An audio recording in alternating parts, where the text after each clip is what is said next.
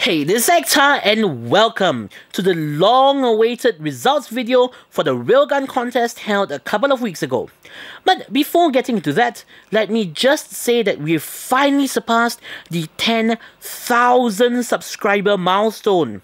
I would go for a cliched, "It's over 9,000" joke, but I'm already 1,000 too late. Anyways, I was simply blown away by the number of entries I received. While some might not consider 38 entries a world-shattering quantity, taking into consideration the amount of effort that the participants had to put into each entry, I'd say it's an impressive number.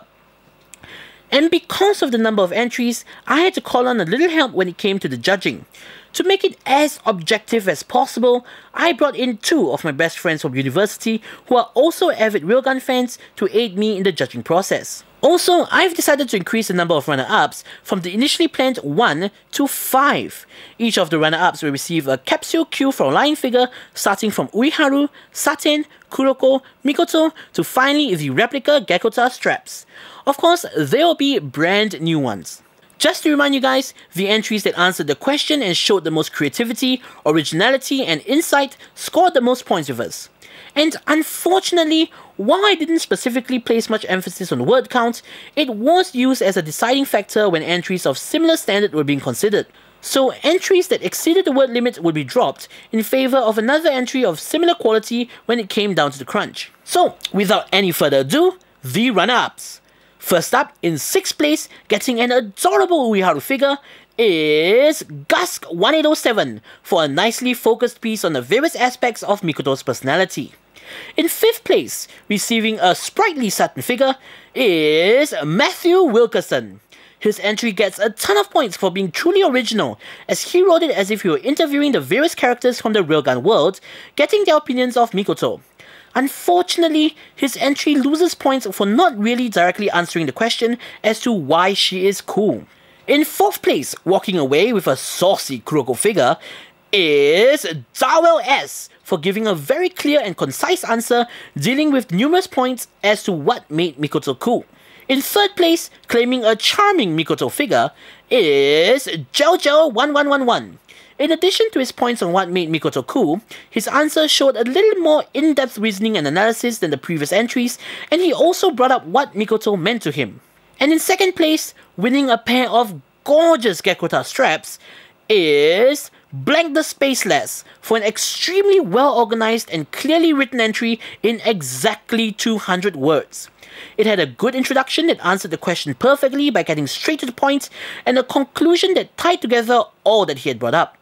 Speaking of the meat of his entry, he never wasted any words and tackled a number of different cool qualities of Mikoto that I felt to be interesting and well explained. Bravo indeed. And now, the moment you've all been waiting for, the winner of the contest, who has earned the coveted replica of Mikoto's coin, is, by a unanimous decision, drumroll please, ArchangelShear. Yes, some of you might remember ArchangelShear as the winner of the Hardcatch Precure contest almost 2 years ago. And before you accuse me of favoritism, let me give you my reasons as to why I think he, once again, deserves the top prize. While many of the contest entries dealt with the opposing yet complementary character traits of Mikoto, ArchangelShear was able to take that one step further and showed higher level thinking. He insightfully related it to the bigger picture of anime tropes and audience demographics. He skillfully managed to pull off a rather original character analysis, ending his piece with a creative analogy. In short, he provided a pretty damn good answer that fulfilled all three criteria spectacularly. Not to mention, he did it in 200 words. An answer surely worthy of the top prize. But if you're still not convinced, let's bring in the two guest judges and hear their take on his entry. I think it's above 8. I think it's fucking awesome. Yep. Plus 1 for analogy, plus 1 for media studies, plus 1 for gender studies as well. So everything, fucking awesome. It's also got a bit of snark in it, and Yes. also it hit 200 words on the dot. Yes, so ding ding It's ding. fucking amazing, man. This one screams edited.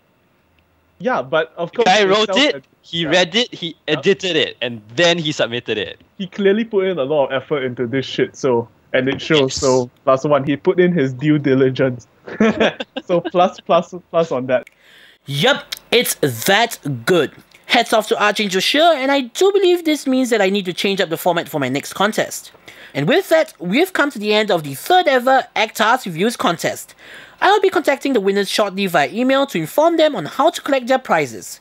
So, this is Actar saying, see you guys in the next episode, which I hope to be very soon.